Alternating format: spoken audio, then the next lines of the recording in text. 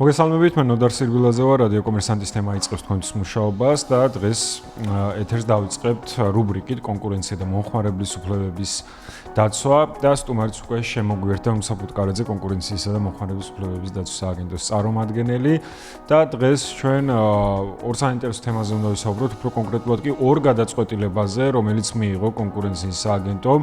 ერთ-ერთი გადაწყვეტილება შეეხება იუსკისთან მიმართებაში მიღებულ გადაწყვეტილებას სააგენტოს მხრიდან, ხოლო მეორე გადაწყვეტილება შპს კერხერის კანონდარღვევასთან დაკავშირებით არის და სწორედ ამ ორ გადაწყვეტილების შესახებ და ორი кейსის შესახებ დავიწყებთ საუბარს ჩვენ სტუმართან ერთად. თუმცა მოგესალმებით პირველ რიგში, მადლობა რომ ხართ ჩვენთან ერთად და მოდი დავიწყოთ ეს მიღებულ გადაწყვეტილებების საუბარი, როგორც ვახსენე, ორი кейსია და პირველი იუსკისი დავიწყოთ, დაუდგინდა თუ არა მათ კანონდარღვევა მომხმარებელთა უფლებების დაცვის მიმართულებით, უფლებების დარღვევის მიმართულებით და გარდა ამისა, რაში გამოიხატებოდა ეს ყველაფერი. მოგესალმებით, მივესალმებით ჩვენს მსმენელს.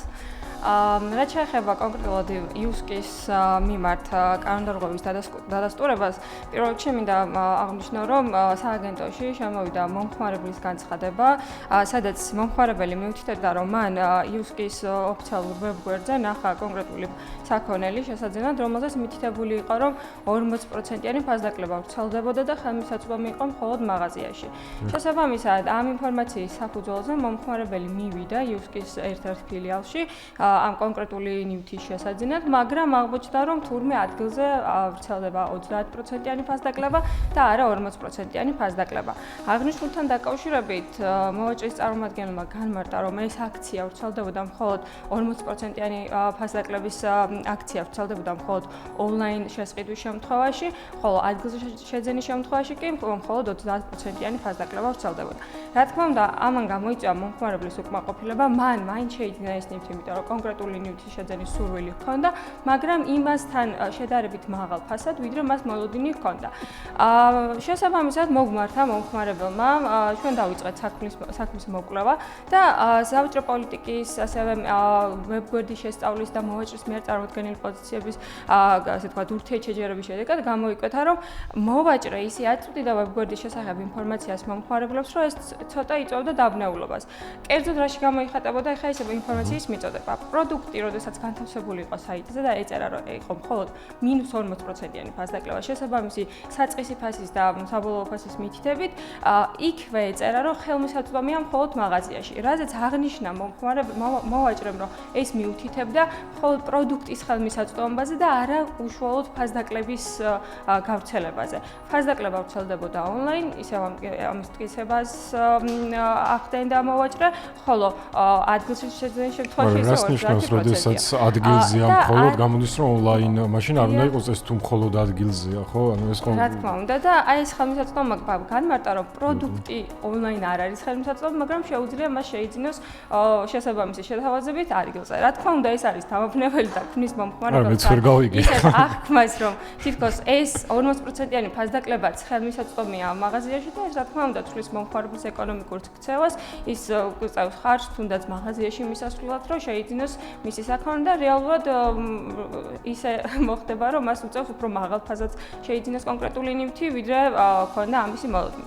შესაბამისად, გადაწყვეტილებით უსამართლო კომერციული საქმიანობის ფაქტი დადგინდა, რაც გულისხმობს ფასის შესახებ არასრულად ინფორმაციის მიწოდებას, ან იმგვარად ინფორმაციის მიწოდებას, რამაც მომხმარებელი შეიძლება შეცდომაში მიიყვანოს. აქედან გამომდინარე, დადასტურდა იუსკის მიერ მომხმარებლის უფლებების დაცვის შესახებ საქართველოს კანონმდებლობის დარღვევის. და ვალდებულების ნაწილში რა ვალდებულება დაეკისრა ამ შემთხვევაში? ვალდებულების ნაწილში იუსკის დაეკისრა ვალდებულება, რომ ისე განათავსოს ფასის შესახებ ინფორმაცია საიტზე, რომ მომხმარებელს ორაზროვანი აღქმა არ შეექმნას კონკრეტული პროდუქტის ფასთან მიმართებით.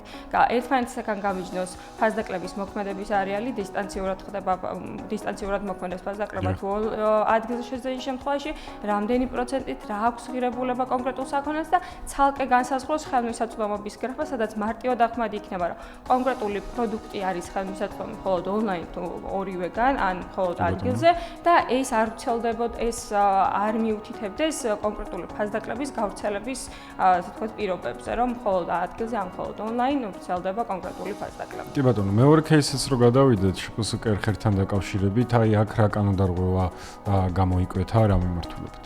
შპს კერხერთან დაკავშირებით აქაც მომხმარებლების განცხადების საფუძველზე დაიწყო სააგენტომ საქმის მოკვლევა და გადაწყვეტილებით სააგენტომ დაადგინა, რომ შპს კერხერი არასრულად აწვდის კანონით გათვალისწინებულ ინფორმაციას მომხმარებლებს, როგორც ადგილზე, ისე ონლაინ ვაჭრობის დროს, ხოლო რაც შეეხება სხვა დანარჩენ ნაწილს, მას დაუდგინდა ეგრეთ წოდებული ილუზორული სავაჭრო საქმიანობა, რაც გულისხმობს იმას, რომ იგი აწვდიდა ადგილზე შეძენის შემთხვევაში ინფორმაციას, რომ თითქოს საქონელზე ვრცელდებოდა 2 წლიანი გარანტია, რაც კანონით მომხმარებლის გარანტირებული უფლებაა, მაგრამ რეალურად არ ავრცელებდა გარანტიას და ამბობდა, რომ მხოლოდ თქვა ძირითად ნივთებზე ვრცელდება და ცოტად ნაწილებზე არ ვრცელდება გარანტია.